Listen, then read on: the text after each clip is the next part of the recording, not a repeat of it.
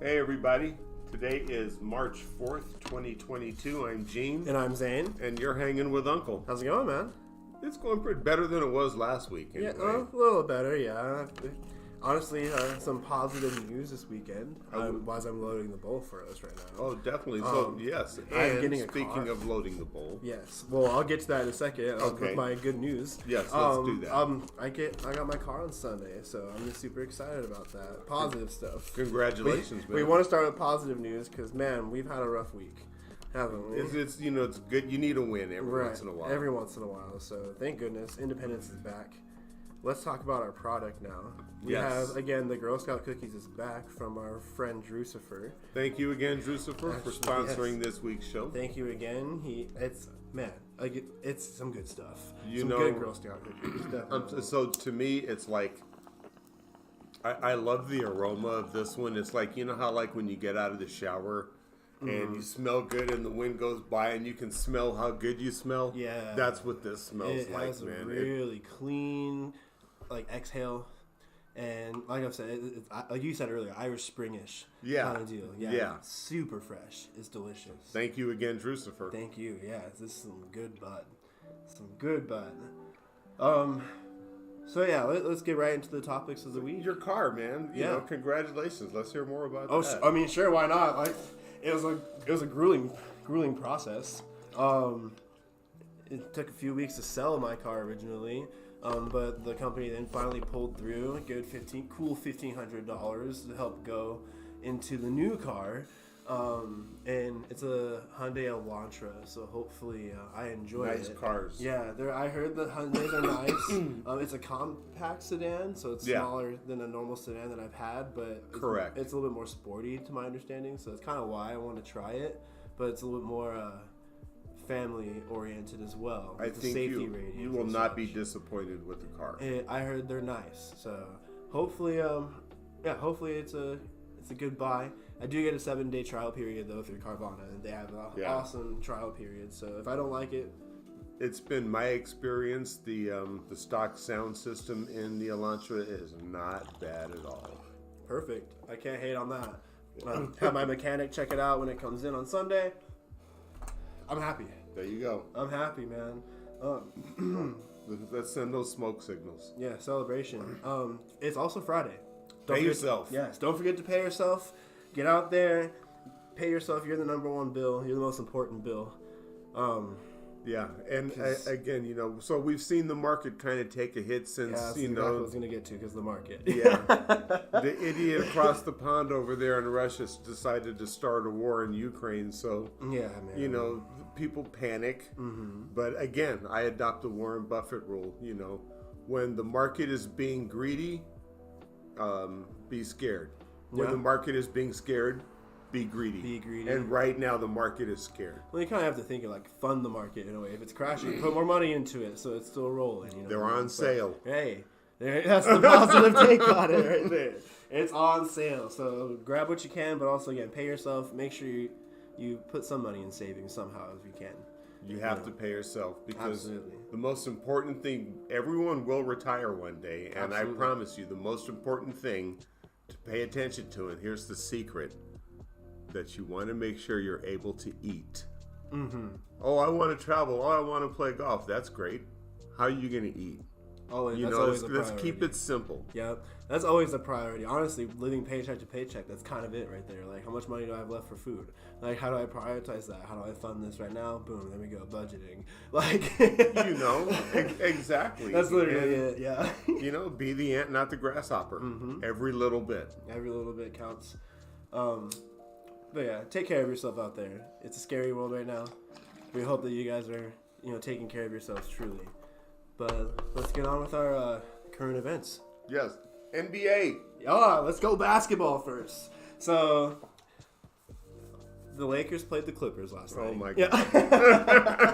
And that was a doozy. I mean, they came back. They had a few streaks, but then the Clippers closed out with 3 separate streaks.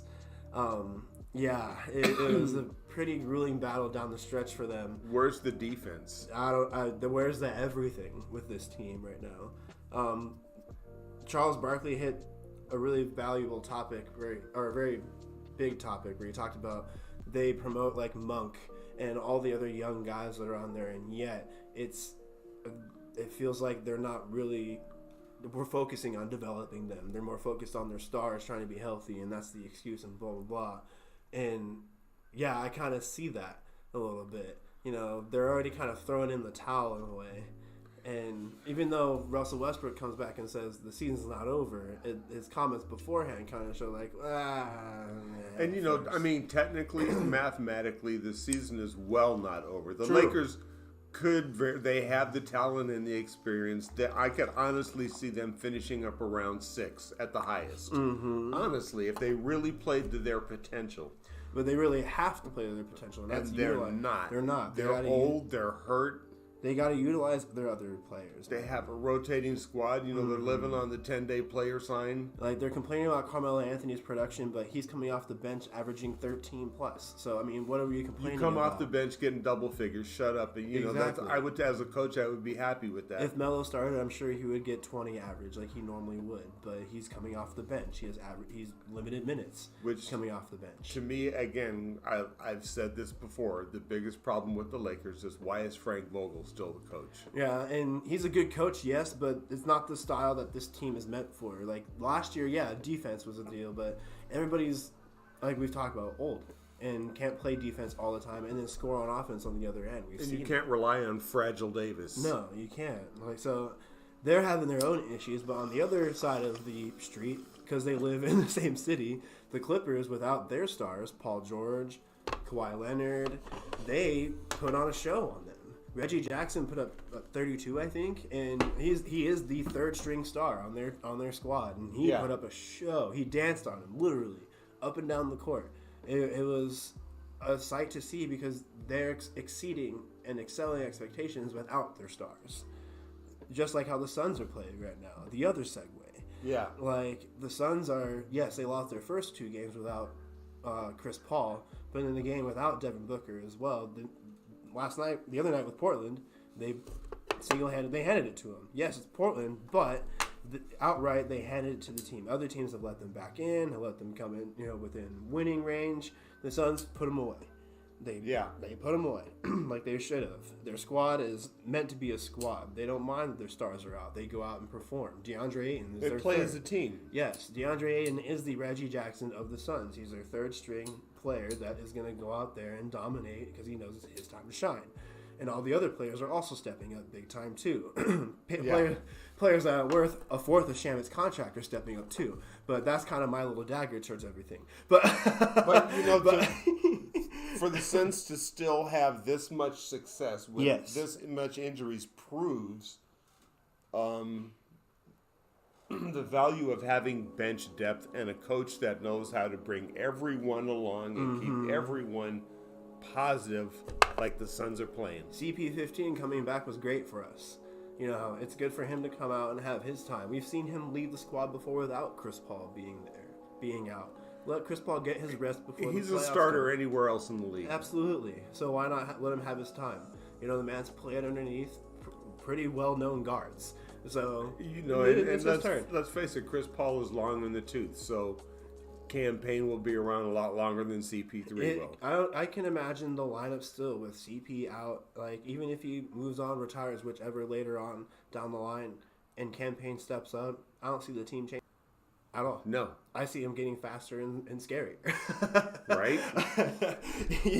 That's simple as that. But the Lakers have an identity crisis right now. The other teams that have an identity are performing and playing well. And this is where I wanted to throw my curveball at you. Now, there was a big talk last night about Laker culture. And Shaq, other legends, like, they're there not only broadcasting the game, but watching the game live and live reacting on TV, watching these performances, right? Right. And Russell Westbrook commented, like I said, the season's not over. But prior to that, he said that he was asked, what were your expectations coming in to the Lakers? And he said he didn't have any expectations. Wrong answer. Absolutely wrong answer. It rubbed Shaq the wrong way, it rubbed Chuck the wrong way, and I'm sure it rubbed other Laker legends and fans the wrong way because that's not the Laker approach. It's not. You know, that's not someone I want in my locker room. If you don't come in saying, I expect to win, I expect to get a championship, then you don't belong in the locker room. You're not working hard. You don't have the heart for it right now. And Shaq made a valid point. He said, you come out here and you play for the Lakers, and you want to be up in those banners. That's why you're there. Yeah. You go to play for the Lakers because you want to be great, because you want to have a legacy just like the others that are up there. And the others that are up there are actually down there reporting you and watching you play as well. You know. How do you feel as a Laker fan? You know, again, man, so I grew up in LA. Yeah, and this was back in the 60s. Yes. And then growing up with Showtime with Magic and Worthy and Kareem, and then Kobe and Shaq. For somebody to say he doesn't know, I had no expectation whatsoever. Bye. He doesn't belong. You know, as a Laker fan, what needs to happen if the Lakers want to continue to have any kind of street cred in the league, goodbye Pelinka, goodbye Vogel, and cut that roster down. Bring in a GM, somebody that has put together a winning team, and rebuild with the money the Lakers have. Next year, they would be a force. This year, they're toast. We called it before the tip-off of Game 1. The Lakers they won't make the playoffs. We talked about it. It's a struggle for them. They're looking at play-in. Like, even if they have the mindset of we're taking it to the play-in, we have injuries we're working on, we're trying to get our balance, blah blah blah. Even if they had that approach, that's better than saying what's been said. Right? That's better than anything. But I just wanted to bring that and ask you about it since you're that's my opinion. Clean house. What if they brought some young talent, young players that want the spotlight, want the showtime, whatever, around LeBron to be the floor general around, kind of like how CP3 is doing it. I'm all for it. Yeah. As a Laker fan, if they come in with a winning attitude and can compete, I'm all for it. That would be amazing to see. Yeah. I would love to see. That would put LeBron in the grade, I would think.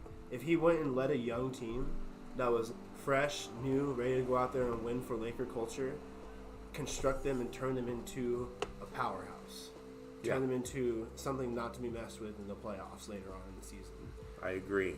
That would be a narrative for LeBron to pass as probably the greatest player of all time, I would say. Anyways. I think, speaking of, nothing to mess with. Right. Sideways! The January 6th Select Committee, man. All right, let's talk about that. Dude, they are not playing. So, enough with tiptoeing around, the ring and dancing and maybe throwing a jab here too and ducking a punch here or there. They've planted and thrown the haymaker. They have come out with the language that the Tangerine Terror every time has committed conspiracy with others to defraud the United States. There we go. And commit conspiracy. Well, against the people. Yeah, so it's here we go. And next month, we're going to have public hearings of everything that the January 6th committee has. That was definitely the next question I was going to ask. Are we going to get updates on this? Is there going to be something about this? There's going to be a full televised hearing. This needs to be advertised and put in people's faces. Look here, crime has been committed. Pay the F attention. Yeah. Man, thank goodness. So we'll see now again. Congress can sit there and lay out all the evidence, but it's going to be up to the Justice Department to actually use the teeth, because that's where, the real power is. And put the bracelets on a few people and haul them off. I mean, they've been cutting the fat off, They've been getting rid of all those around him, so I think it's time now, huh? And certain people are cooperating. So, like the vice president's chief of, I think he's chief of staff. His wife's cooperating, isn't Mark she? Short. Yeah, definitely. He won't testify, but so I mean, if you look at the video when they're whisking Pence out of there, you see Mark Short there, and I want to say Mark Short with his chief of staff or a top advisor, something like that. Right. He's been cooperating. He knows where they were, what they were doing, what was going on. They're all witnesses. You know, as far as Congress is concerned, you had everyone together. That's 535 people, plus the vice president. That's 536. Are all witnesses to what happened that day. Yeah, because they were there. They were there. They're eyewitnesses, yes. Yeah, eyewitnesses. That's how it works. That fact is fact. That's what you define as a witness. Yeah. Somebody who was affected by the crime. And that's more of a victim, but still, like, they're still witnesses in a way. You know, again, that one congressman, I forget his name. He's a dumbass. But, you know, he was pushing tables and stuff up against the door to barricade, right? Because that's how severe things were. And, of course, you know, Trump whips his ass and he comes out. This is the dumbass that was talking about. Oh, yeah, it's just like a normal tourist day. Normal tourist day, yeah. Right, yeah, but you're pushing barricades up against the door. Yeah, you're fleeing for your life. Right, yeah. That's crazy, man. Like, you know, so it's so crazy that let's people keep it real. They're so crazy people can talk things down, even though it's plain sight right in front of them. You know. Yeah. Like, Drucifer, again. Thank you for the bud, my friend. But Definitely. He also said a major quote earlier that he quoted from Alfred in The Dark Knight, saying that there will always be those that want to watch the city burn or the world burn, whichever. The world burn. And I've preached that. There's always the other. There's always somebody who wants to give the pushback, you know. So, the fact that people are able to discredit this, and not only this, the war that's going on right now in Ukraine, people are discrediting. Yeah. The same people who were discrediting since. So, I mean, it's unbelievable. Well, you know, this needs to be broadcasted everywhere. It needs to be. It's funny to me how, you know, people are not afraid to make themselves look stupid. I equate the same thing to the anti-vaxxers, you know. But anyway. Yeah. That's a whole other topic, and we've beaten that horse already. We have. Yeah. I mean, other places are taking endemic approaches right now. Didn't California go into an endemic approach? Everybody is. Yeah. Everybody is just saying, forget it. Yeah. Me, I've had all my shots. I've had my booster, and anytime I go indoors to go shopping or anywhere like that, I'm gonna have a mask on. I mean, that's the endemic approach. You took your part, and what you needed to do, Gene. You're surviving for the fittest right now. So yeah. I mean, that's bottom line. That's how it goes. Yep. So mine time's coming up for my boost. So, yay. Simple as that. There you go. Hope you guys like that rain ambiance. That was a quick Arizona rain. If you heard any of it. Yeah. It's nice in here. Keeping it nice and cool. It's nice and cool in here, man. Keeping it easy. Hopefully everybody else is keeping it easy with us. Yeah, share with us and let us know what you're out there smoking on. Exactly what you're smoking, or if you have any approach on any of these topics that we've talked about, or that we're actually about to bring up now. I mean, again, Ukraine's a big topic. Man, the shelling of a nuclear plant. Like, what the hell? So what's going on? This is exactly what Putin is doing. Now he's pinpointing. He's targeting the power grid. And if he shuts down the nuclear reactor and there's no power going, then how are you going to turn the lights on? Russian representatives are saying they're not targeting civilians. People are walking out now when they're starting to talk in these UN meetings and all these other nonsense because they don't want to hear them speak about, like, fucking lies, man. So, like, they're just lying. Again, you know, like we talked about before, where you get your information. Watch the BBC. You know, the British Broadcasting Corporation. They keep it raw, man. They're very raw. They have nothing to do with the United States. They're covering the world, so they don't give a shit what you think in the United States. They're just showing you this is what's happening. Right. They actually do. Like, British coverage is amazingly raw. Like, when January 6th was going on, they had somebody there, and he was in the background just watching people run in, going in. Yeah. He was like, this is absolutely insane. Like, look, you're like, what is going on? Yeah. Like, but yeah, I get you. Yeah, the BBC is a really good, credible place to go check. I mean, get your source, people. We tell you all the time. You know, we aren't the number one source, but get out there and get your facts, man. With with the committee when they start their hearings, I'm interested to hear all the emails they have, the paper trail with the money, who organized what, just everything. And I want to see what members of Congress, House, and Senate were involved, you know, if anything, in helping the insurrectionists, aiding and abetting and conspiring. I want to hear all of that stuff, man. And I can't wait for these hearings to start. Yeah, I mean, they gotta broadcast it, man. Everyone needs to see it go down, see everything. Facts is fact. There's going to be those, again, I gotta say, going to be conspiracy this, conspiracy that. No. That it cuts it down if you broadcast and put facts in front of people's faces. Man. You think, so I plan on watching the hearings the same way I watched January 6th unfold. I was watching C-SPAN. C-SPAN has no reporters. They don't cover the news. They simply have cameras in the rooms of Congress and microphones, and they record what's happening. Period. Live coverage. That's it.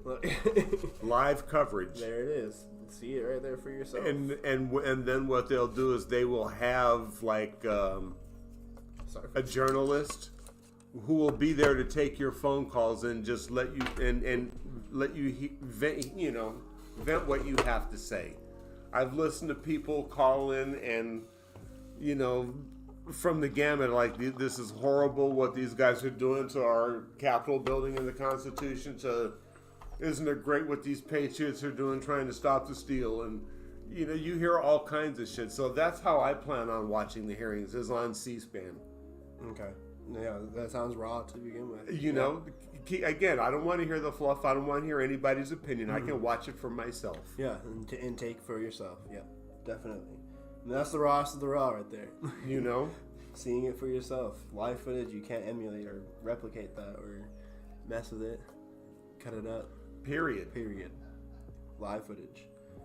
It is what it is.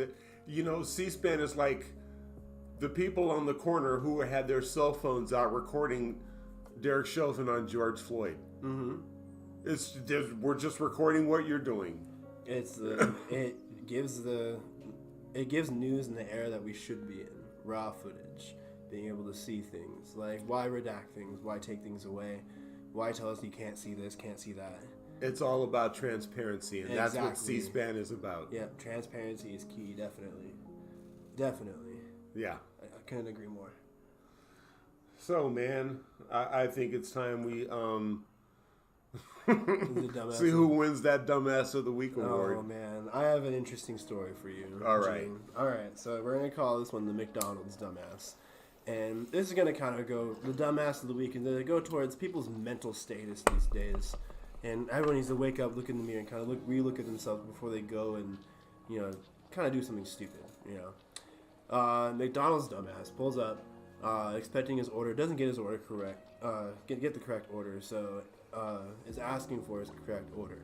But instead of just asking for his correct order, he decides to ask with some assertion with his handgun. Okay, so handgun in hand, asks for his food, so the McDonald's employees promptly replied, "Yes, sir, we'll get you your order right away. Please pull up to the front." Okay. All right. So yes, time out. Just for everyone, let me describe to you the fact pattern that Zane just laid out. Yes. That's called an assault with a deadly weapon. Yes. Okay, go ahead. So pulled weapon, asked for his food because I guess he's agitated. So man pulls around to the front of the store, waiting for his food, and of course, instead of pulling up and giving him his food, they called the cops. Duh.